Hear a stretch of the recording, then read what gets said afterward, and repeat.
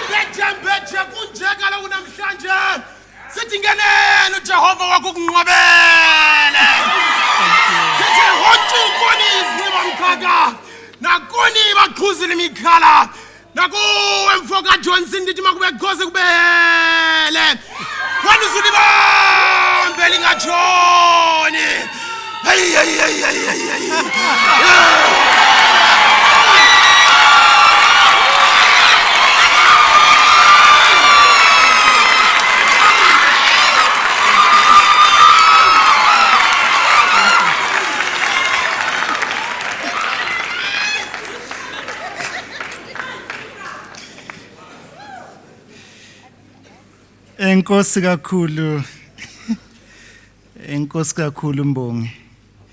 Siyabulela.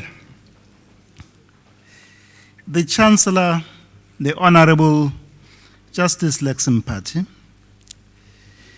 the Chairperson of Rhodes University Council, Mr. Vuyo Kahla, and other members of Council, the Chairperson of the Rhodes Board of Governors, Mr. Mike Spicer, the Chairperson of the Rhodes University Convocation, Professor Emeritus Peter Mtuze, our honorary graduate, Mr. Linton Kwesi Johnson,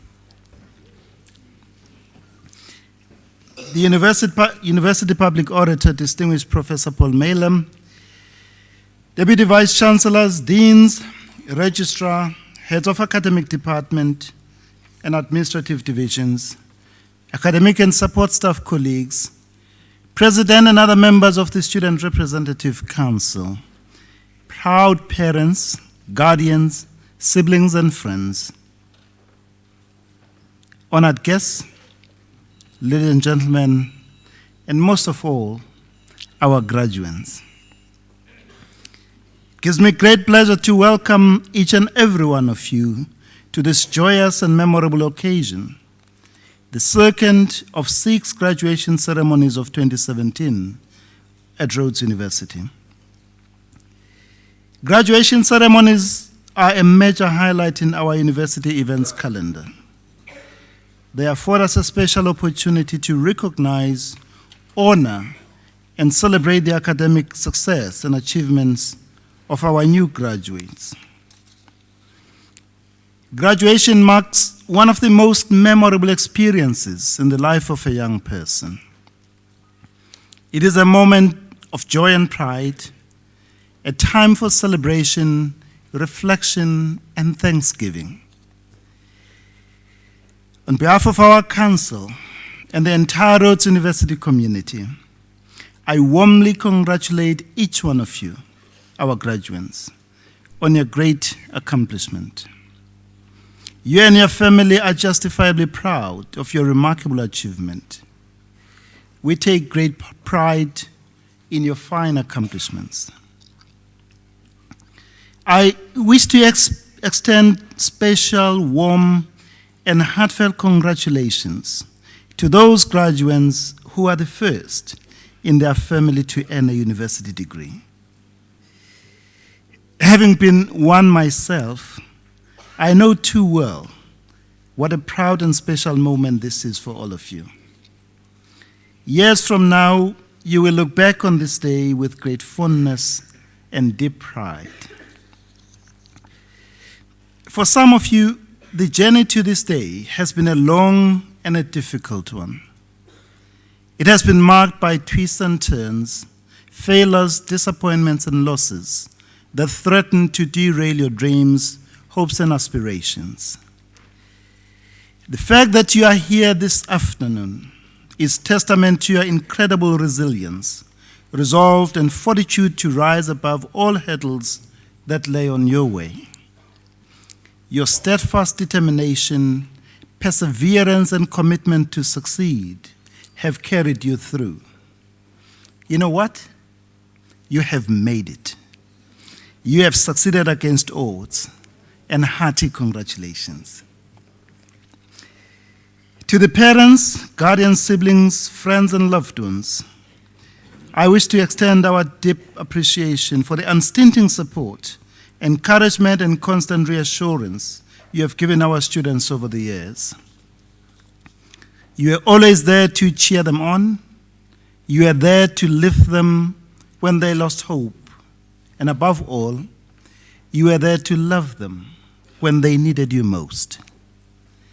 This graduation is a fitting tribute to all that you have done for our students.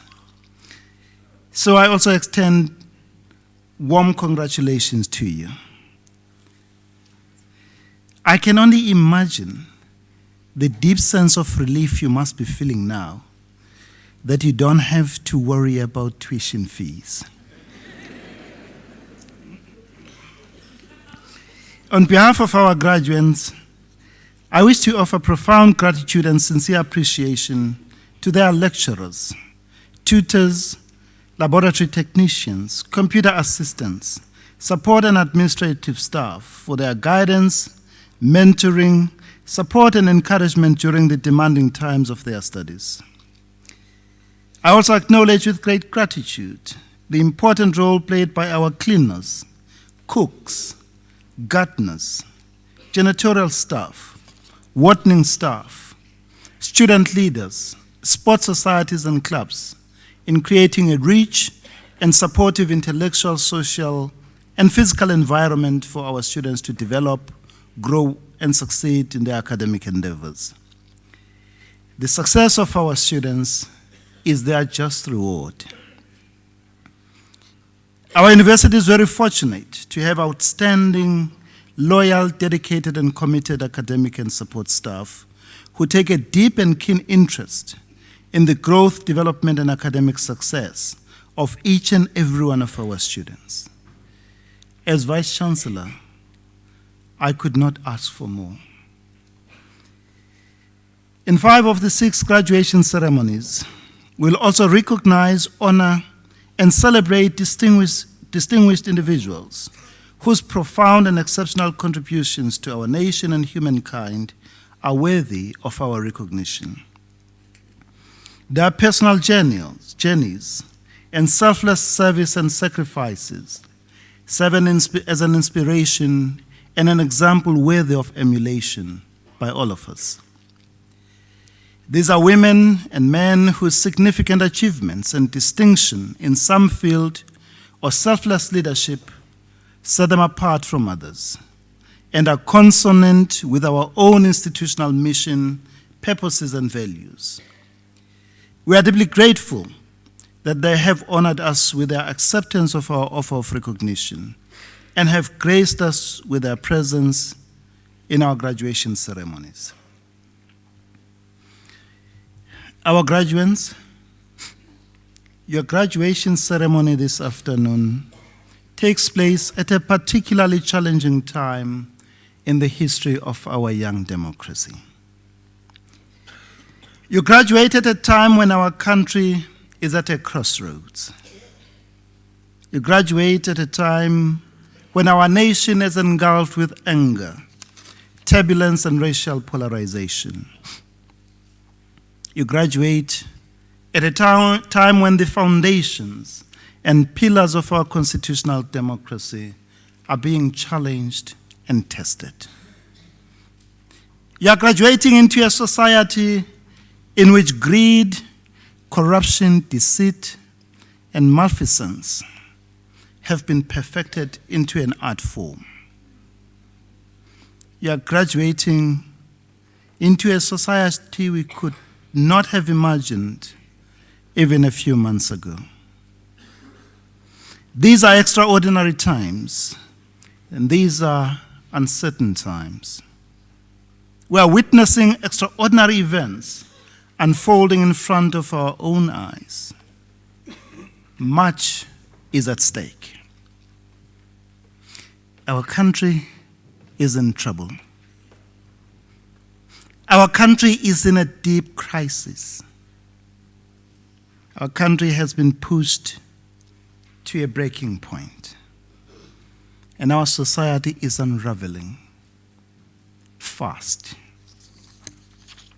Many in our society feel trapped in a state of powerlessness, in a state of hopelessness, and in a state of helplessness. As you graduate this afternoon, I wish to remind you that your country has never needed you more. Your country needs your integrity and honesty. Your country needs your skills. Your country needs your fresh and innovative ideas. And your country needs your talents, knowledge, and expertise. Your country needs your youthful idealism and enthusiasm. And your country needs your energy and your resourcefulness. Your country needs your courage. Courage that will speak truth to falsehoods and challenge the spin and sham explanations that discredit and insult us all. You have a significant contribution to make in ensuring that we pull our country out of the abyss in which it finds itself. The recent political and economic development in our country should give us pause for thought and reflection about the society we have become and what the future of our country might hold in store for us. We might argue, debate, and possibly agree to disagree on how we got to this stage. What is beyond dispute, though, is that at the core of the challenges facing our society is the spectacular failure of political leadership. Indeed, if nothing else, the current crisis should underline the importance of electing leadership that is competent, accountable, honest, and trustworthy. Our country is in desperate need of quality leadership, good leadership, caring leadership, compassionate leadership, bold and courageous leadership, moral and ethical leadership. In future, when we choose leaders, we must take heart the sage advice of Octavia Butler, a celebrated African-American science fiction writer, when she says, I quote, "Choose your leaders with wisdom and forethought. To be led by a coward is to be controlled by all that the coward fears. To be led by a fool is to be led by the opportunists who control the fool. To be led by a thief is to offer up your most precious treasures to be stolen. To be led by a liar is to ask to be told lies.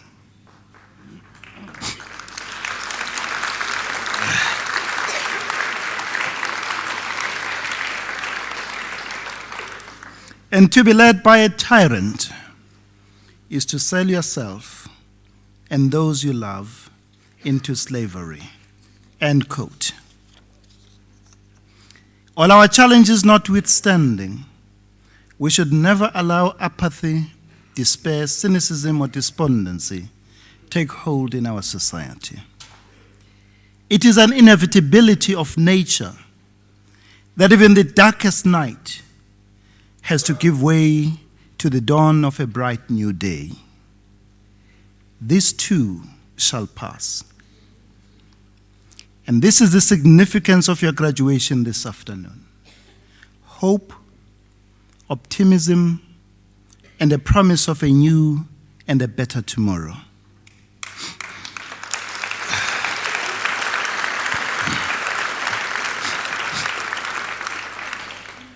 Given all we have experienced in South African history, of all peoples, we cannot afford to lose the hope that sustained us in the dark days of apartheid. We cannot afford not to imagine a better society and a better world than the one which we pray we inhabit temporarily. You, our graduates, have received what is unarguably the best higher education from one of the finest universities in the country. Your education has equipped you with knowledge and developed the values to imagine a different and a better future for our society. Equally important, your education has given you the skills and abilities to be able to contribute to a tomorrow that is more just, more fair, more honest, and more respectful of every citizen, regardless of whether you are moving into the world of work or pursuing further qualification.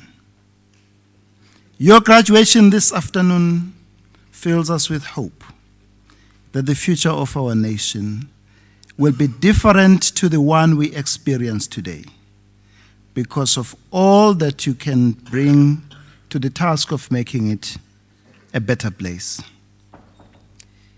As you cross the stage on this auspicious occasion, your challenge is to hold fast to the belief that you can and will contribute to our joint future as a democracy in which so much is at stake.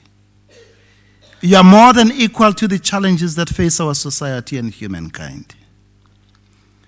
With your graduation this afternoon, you join a small and privileged segment of our society, a knowledge elite. In the globalized world, membership of this knowledge elite has the potential to bring enormous financial and social rewards. However, it carries with it special duties, obligations, and responsibilities you cannot and dare not shirk. Never be afraid to raise your head above the parapet on social, economic, and political ills that afflict our society.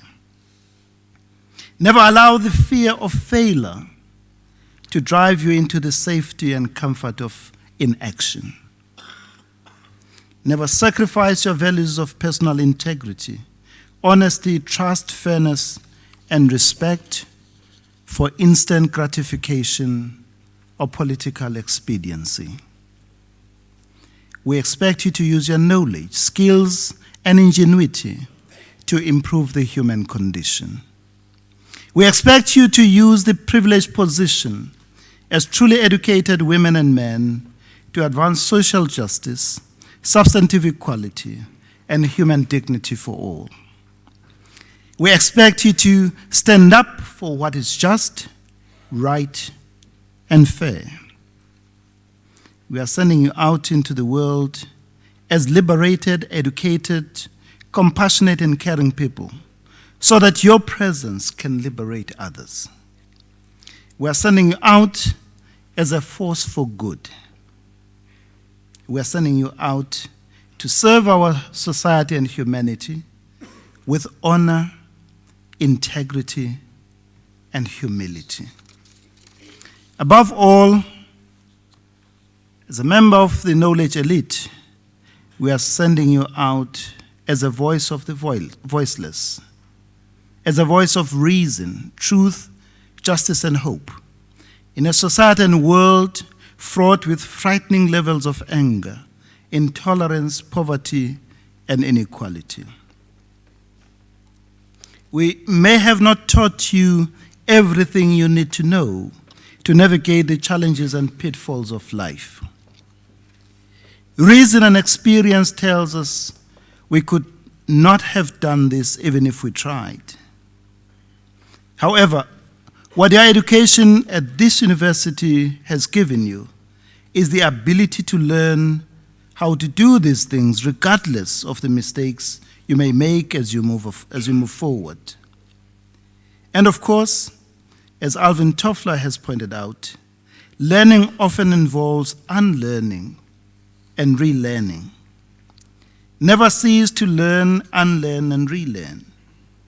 And take any situation and experience as an opportunity to learn, to unlearn, and relearn. An opportunity for personal growth and development.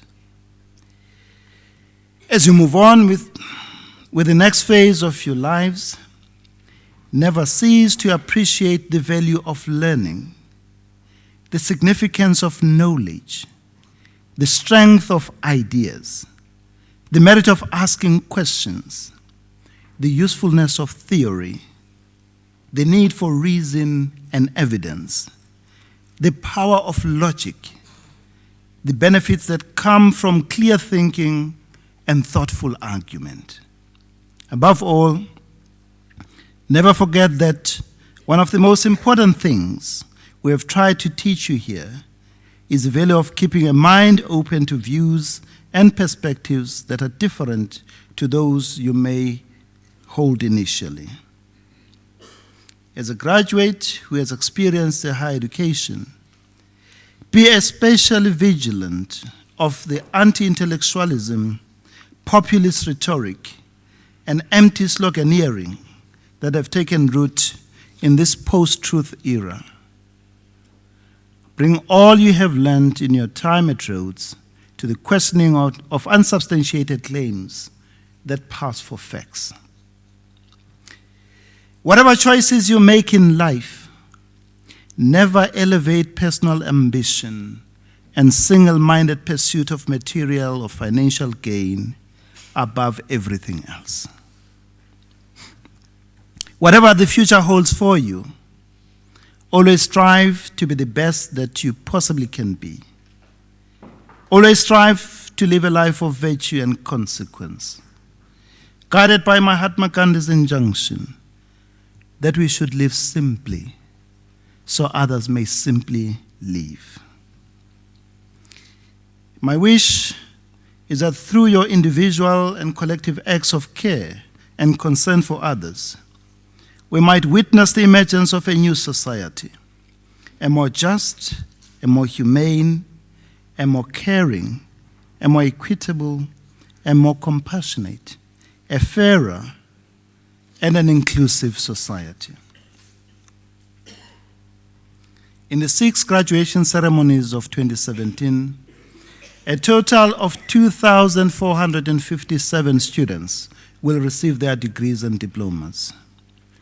Of these, 1,328, or 54%, are undergraduate bachelor's degrees, and 1,129, or 46%, are postgraduate degrees and diplomas.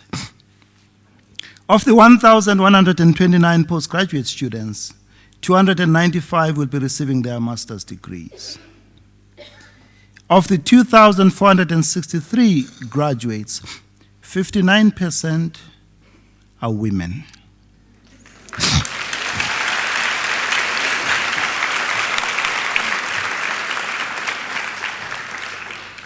Malbongwe. Malbongwe. And 21% are international students.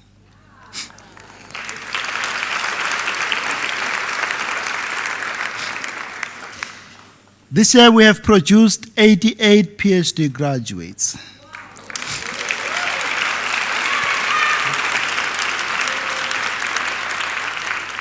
And this is up from 67 of 2016. We celebrate a new record of 29 PhD degrees for the Faculty of Humanities.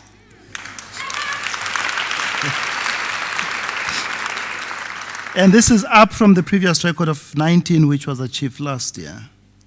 The Faculty of Science has produced 38 PhD graduates. The Faculty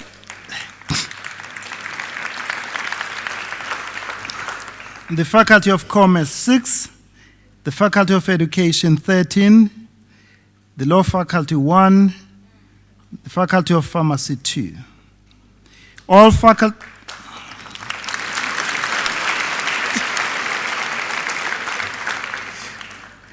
faculties have done exceedingly well. Our warm congratulations to all our faculty deans, heads of department, and the academic and support staff of our academic departments. To our graduates, with their graduation this afternoon, you join a special family of our alumni, extraordinary women and men who are making remarkable contributions in many and diverse fields of human endeavor. They are found in our classrooms as educators, in our hospital dispensaries as pharmacists, in our courts as lawyers, magistrates, and judges, in our financial institutions as accountants and CEOs, in our laboratories as scientists, in our newsrooms as journalists. They are entrepreneurs and they are thought leaders.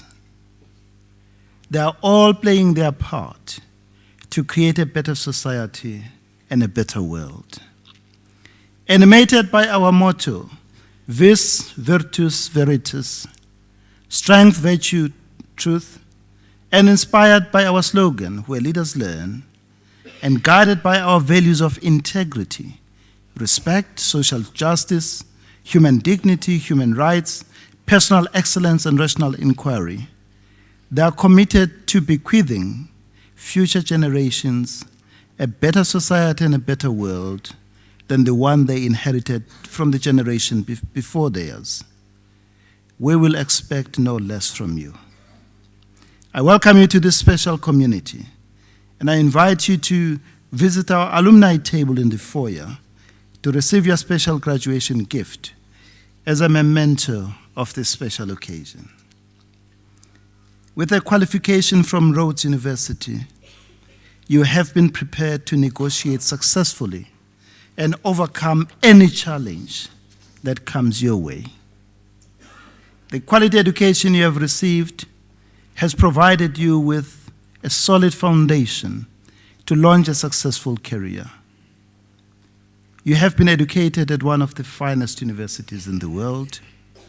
Your future could not be brighter. In the years to come, we will follow your growth and development as a professional with keen interest, and we will applaud you for the honor and credit you bring to your alma mater. When I was installed as the Vice Chancellor of this fine institution, I made two important commitments.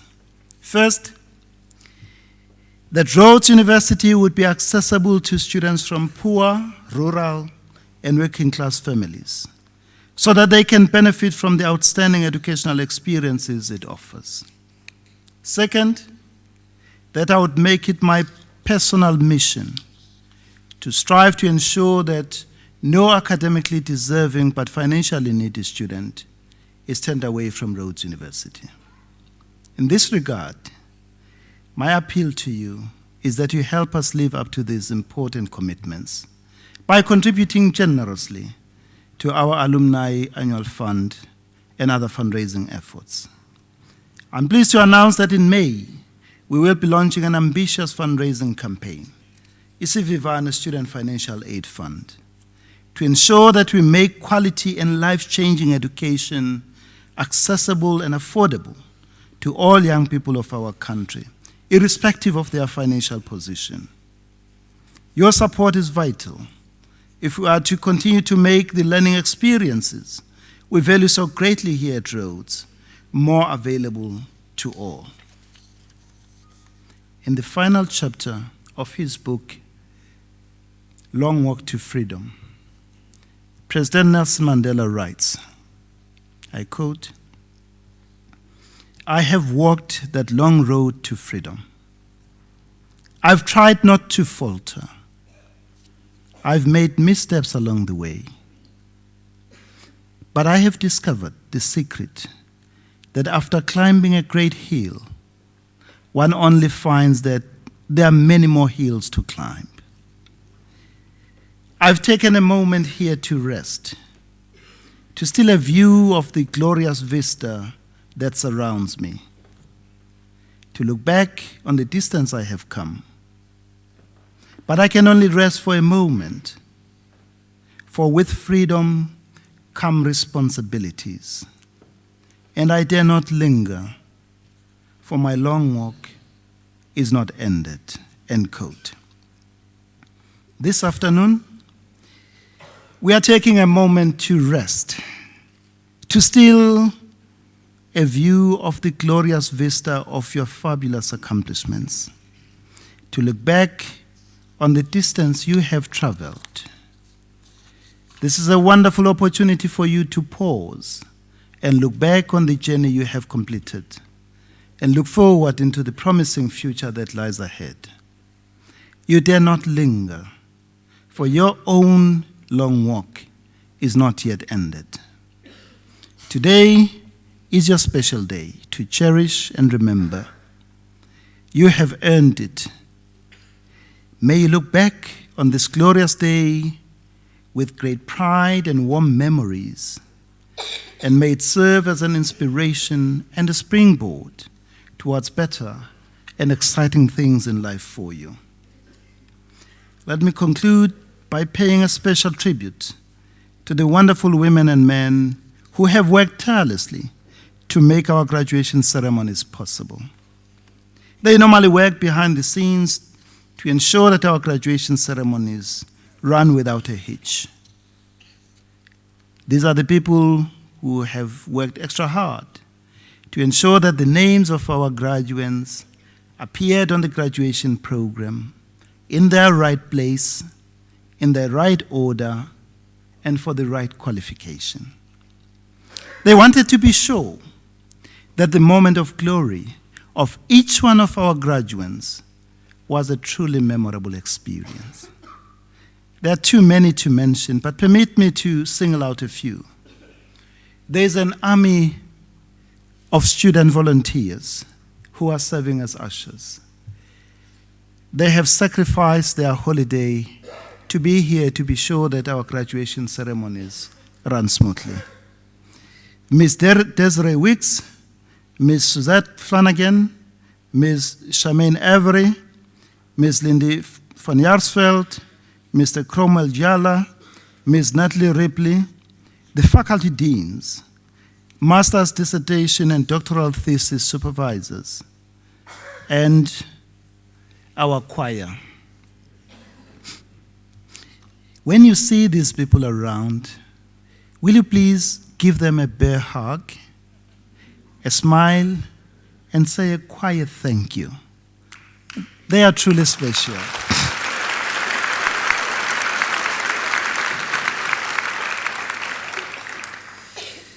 Our registrar, Dr. Stephen Fourie, who has been central in our graduation ceremonies for the past 21 years, will be retiring at the end of April.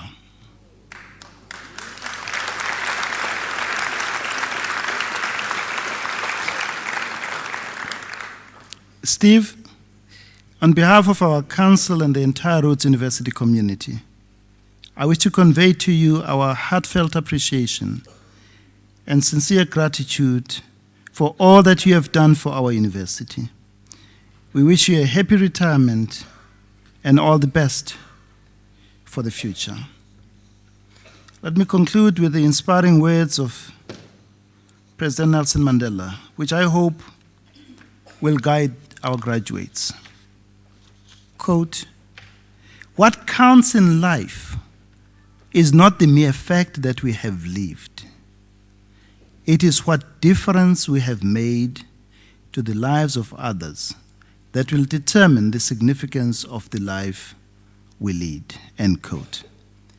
Congratulations to our graduates. Asante sana, enkosi ngiyalibuka. Ngiyabonga ngiyalibuka. Ndolibuka, ngiyathokoza. Obrigado.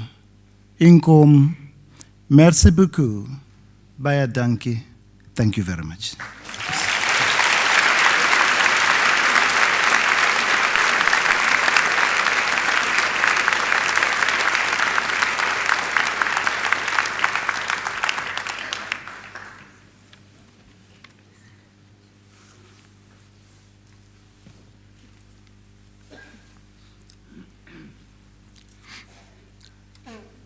For writers, especially poets, it is a supreme form of recognition to have their work published in the Penguin Modern Classics series. This was the recognition accorded to Linton Kwesi Johnson in 2002, when a collection of his poems was published in the series, making him the first black poet and only the second living poet to have been so honored.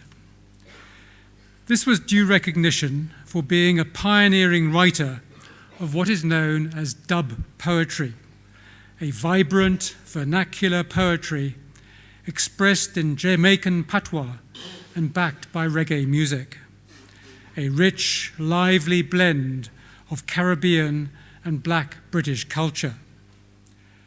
A poet-musician, he has published several volumes of poetry, the first collection appearing in 1974, and has several record albums to his name. The foundation of this dynamic, creative form of expression was laid in Linton Johnson's childhood and youth. Born in Jamaica, growing up in a wattle and daub house with no electricity or running water, the family living from subsistence farming, growing sweet potatoes, sugar cane, and ginger. He owes much to his mother, the biggest influence on his life, he says, and to his grandmother, who brought him into touch with Jamaican English, telling him folk tales and ghost stories. At the age of 11, he came to England to join his mother, who had moved there earlier, to London, and with it came the accompanying culture shock. Attending a comprehensive school which provided an education much inferior to that he had received in Jamaica. But it was at school that he started writing poetry and receiving positive feedback for it. And it was while at school that he joined the Black Panther movement. Then on to the University of London to study sociology, this providing him with some tools to make sense of the world around him. This world in London was one in which the experience of racism hit hard, an experience that stirred and infused much of his work. He himself once assaulted by the police and arrested on spurious charges, for which he was later acquitted. He was the angry, articulate voice of black Britons embittered and pained by the harsh conservatism of Margaret Thatcher's government in the 1980s. His poetry speaking of oppression and discrimination, unemployment, and the notorious sus laws that allowed police to stop young people on the mere suspicion of criminal intent. His work, consciously subversive, with poems recounting police brutality towards black youth and capturing the spirit of resistance against discrimination and marginalization. Once asked why he wrote poetry, he responded by saying, "My motivation sprang from a visceral need to creatively articulate the experiences of the black youth of my generation coming of age in a racist society." The form of Johnson's poetry is as important as its content. The voice, a Jamaican and South London mix, a voice with its Caribbean intonation, its chanting quality and rhythmic intensity, the words put together to the beat of reggae music, and the words spelt phonetically, a swipe at the Oxford English Dictionary. All this a deliberate subversion of the traditional English literary canon. Johnson once described himself as being not exactly in the mainstream of the British literary scene. He has read his poems at festivals and concerts, attended by huge audiences, sometimes numbering even 20,000 people. He insists that all good poetry is meant to be read aloud, whether it be Chaucer or T.S. Eliot. It is difficult to separate Linton Johnson's poetry from his music. His first album was released in 1978, and his recordings have since become among the top-selling reggae albums in the world. One of these, LKJ Live in Concert with the Dub Band, being nominated for a Grammy Award in 1985. His musical endeavours going beyond concerts and recordings. In 1981, launching his own music company, LKJ, creating an avenue for young black musicians and poets to showcase and disseminate their work.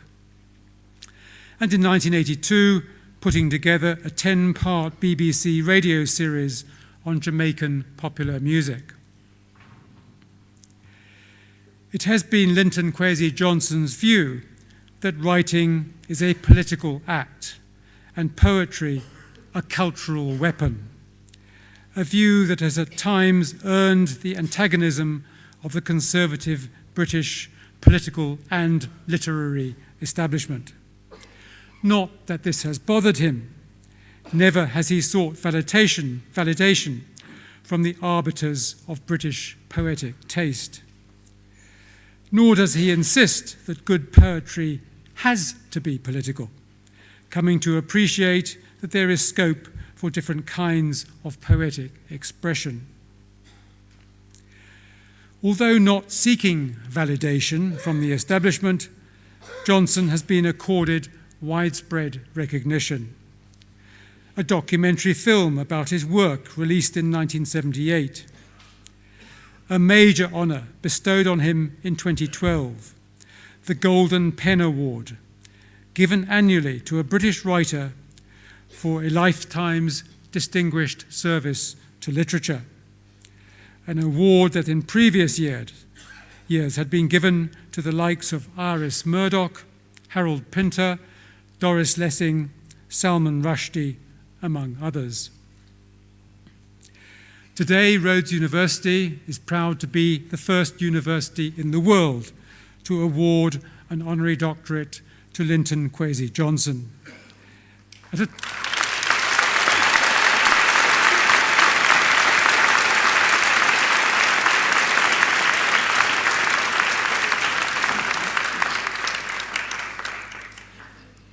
At a time when university communities across South Africa are engaged in debates about decolonising curricula, it is entirely appropriate that we should be so honouring a writer and musician whose very work in both content and form embodies the spirit of decolonisation.